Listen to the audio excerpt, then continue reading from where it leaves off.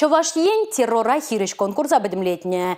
Шерім билік ішрен түрезем вунвиже іше балартына, візен ежінже пирін іштешсемде.